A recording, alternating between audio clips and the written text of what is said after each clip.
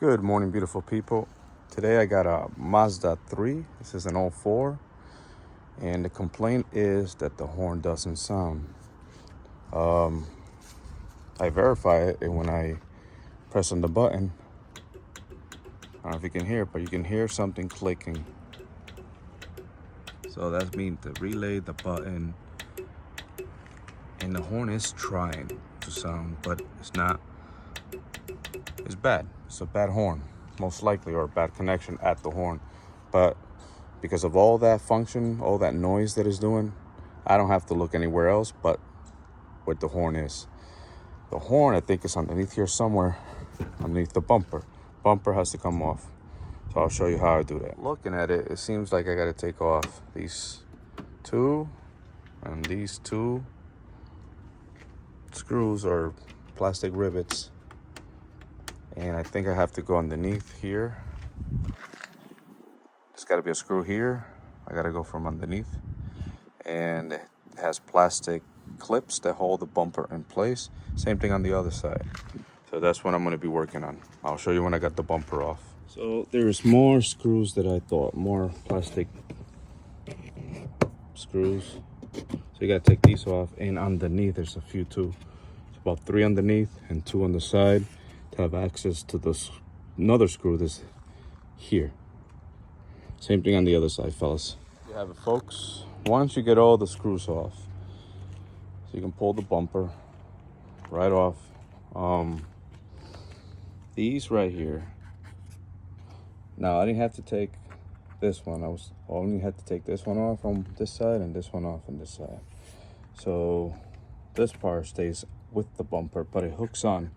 It has 2 hooks that goes in here and here. So when you're pulling it off, make sure you unhook it from there. Make sure you pull on the tab, just like so. So it releases. And normally they have these plastic and clips on this side. These clips on here. On the other side, it didn't have any. And there's normally another plastic piece underneath in the front of the car. It didn't have it, so I didn't have to take that off. And once you have it off like this, you don't have to undo the rest of the wiring. There's wiring for the fog lights. You don't have to do it if you don't want to. You can leave it like that. It gives you enough room to have access to the horns. They're right here. Now I'm gonna see what's going on. Possible both of them fail, or do we have a problem, like electrical problem, like a wiring problem? I don't know. We'll figure it out. I already found the broken wire, so this one is touching here. I don't think that's probably affecting it. Shouldn't be touching, but I'll let you guys know. All right, guys. So like I was showing you before, one had a broken wire, right?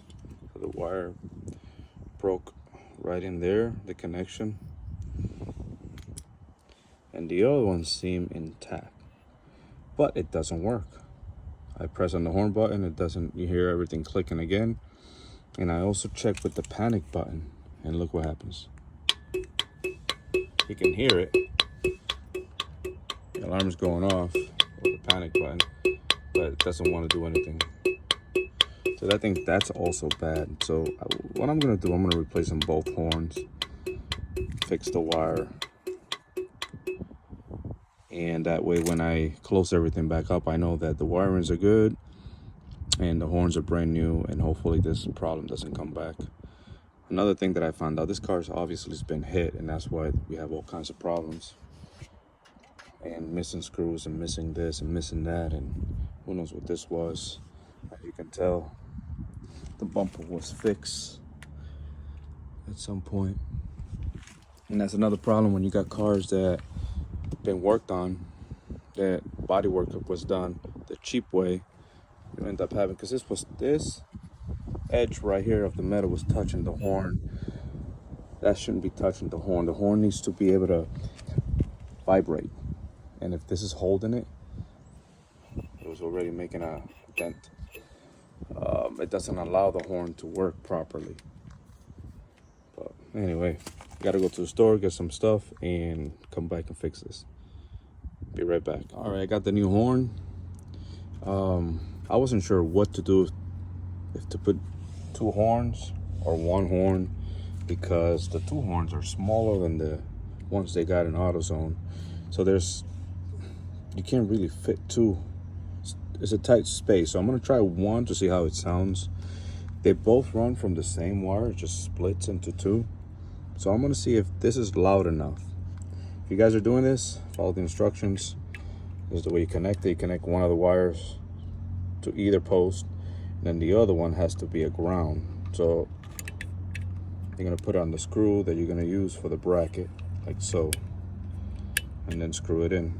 All right, fellas, let's try, see if how loud it is. Yeah, it's pretty loud just with 1. See if it works from the button like it should. If it works from the panic, obviously it should work, but